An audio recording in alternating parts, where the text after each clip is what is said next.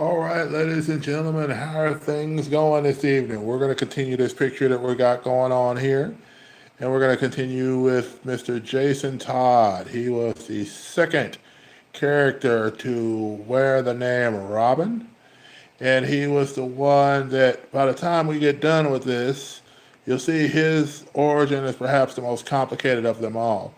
Now, Jason Todd was an interesting person for a couple of reasons. When Batman first found him, Jason Todd very much was a criminal element. He was very much a young man who was troubled. And as a result of that, when Batman found him literally trying to take the wheels off the Batmobile.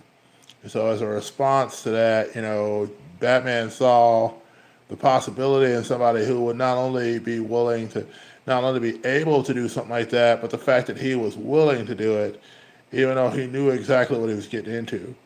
So he decided to get him involved. He started training him up. It's not in the same way that he had trained Nightwing beforehand, or the original Robin, Dick Grayson. Uh, and as that happened, of course, Batman started noticing some different things about Jason Todd as opposed to Dick. For one, with Jason, you had a character who was very uh, not as yielding to the training process as Batman was, and he had a lot of issues with a lot of things growing up. And so as a result of that, he kind of carried a lot of that with him as he was becoming Robin. And so there was a point where, as he did that, of course, Batman would chastise him because he got a little bit more violent than he should have. He got a little bit more excited about hurting people than he should have. And so, whereas Batman had his own set of moral code and idea, you know, Jason Todd didn't have that same level of thought when it came to stuff that was going on. So he, of course, kind of uh, made a decision one day. I believe in that storyline, they had him basically go after the Joker at one point. And so when they had him going after the Joker, the Joker decided one day he was going to capture Jason Todd and hurt the Bat. So now, in a twist of interesting fate, uh, Jason Todd, the fans really didn't like Jason Todd as a character. And I remember this. I remember that there was a number you could call. You could actually pay money. I think it was 99 cents a call. You could pay for the call, and when you pay for the call, you got the opportunity to vote as to whether or not you wanted Jason Todd to live or die. And since you got to vote for that opportunity, of course, there are a lot of people that decided that they felt like Jason Todd should die. So it's interesting. I remember reading an interview a while back where it talks about the actual panels, because the artists that drew the comics, they actually drew one where Jason Todd survived. So they drew both because they didn't know for sure which one was going to be. And it was literally the last page of the comic. And in the last page of the comic, you see, Joker has beaten Jason Todd with a crowbar. Joker then blows him up. So the final result, and that's the thing too, they did not, this was way before internet, so you really didn't know whether or not what the results were going to be until that book came out. So of course everybody went out and bought that book because they wanted to know, did Jason Todd live or die? So then of course they bought the book and they found out he didn't. Well, years went by and they did, the year without family and different things like that, and they did this whole deal where Bruce for a while really didn't want to have another Robin. He went to this whole death. I believe it's called Death in the Family, where he took a year and basically didn't have a sidekick, and kind of his dealings with that. So for that year, he really didn't have anybody with him. Well, then one day, of course, here comes Tim Drake, and Tim Drake eventually Nightwing and some of the others eventually talk him into letting him try to do this again, try to start that process. And so, but it took a while to get there. So anyway, so later on, there was a point where Ra's al Ghul decided he was going to try to do something for the detective. And so in the process of doing something for the detective, he thought he could bring back his one biggest failure. And so, of course, he brings Jason Todd back. But when he brings Jason Todd back, one of the disadvantages of the Lazarus Pit Yeah, it'll bring people back to life, but if they had cycle, it doesn't heal any damage beyond normal human damage.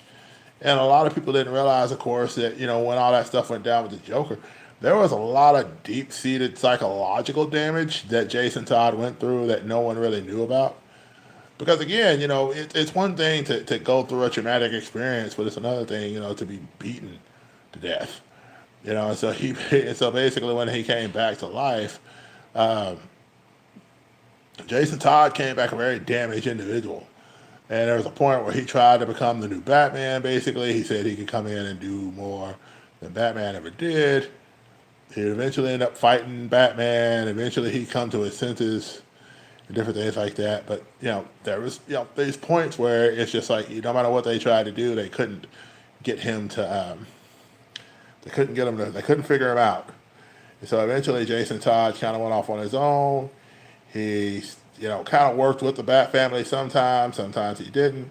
He ended up forming a group of his own called Jason Todd and the Outlaws, or Red Hood and the Outlaws, because once he came back after Ra's al Ghul messed with him, uh, he came back under the alias of the Red Hood, which is an interesting story in itself because that was a character that the Joker had used several times at different iterations. So it's just funny whenever you consider that he went to decide to use the name of an enemy of his. So it was just interesting how that all played out. So anyway, Batman had to, of course, face him. Batman had to fight him.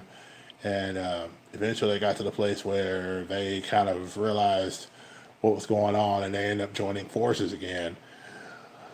And even now in the comics, I did believe I just read earlier where Jason Todd is eventually going to go. There's that one rule Batman has, and it's don't kill. So, of course, Jason Todd doesn't always follow that same rule.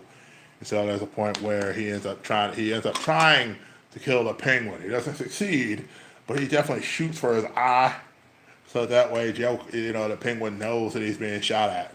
So he doesn't die from the shot, but he definitely makes it.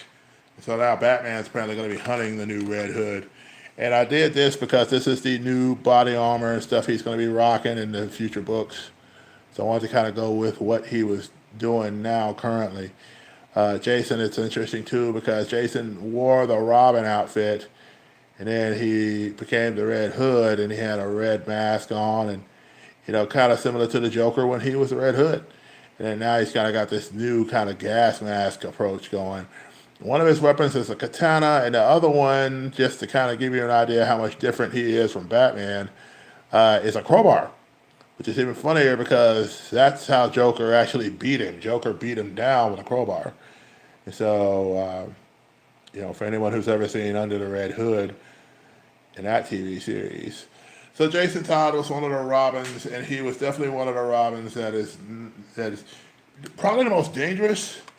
Mainly because of his being able to get as close to Bruce as he did. So tomorrow we'll draw Carrie. Carrie is, of course, the Robin from the future that shows up in Dark Knight Returns. So anyway, guys, I hope you all like how this picture is coming along. I hope you all appreciate it because since I'm working a little bit bigger, I figured I could try something a little bit different with these this week. So anyway, guys, thank you so much for everything. By the way, if you didn't get the chance, go back and watch the book reveal video that I did because you get a chance to see my new book, or at least the hardcover version of my newest kids book.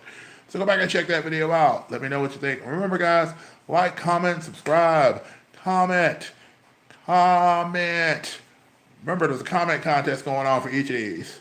So, guys, take care. This is day 17 of Inktober, the Red Hood. Jason Todd. Take care, guys. Love you, and above all else, be blessed and be a blessing to somebody.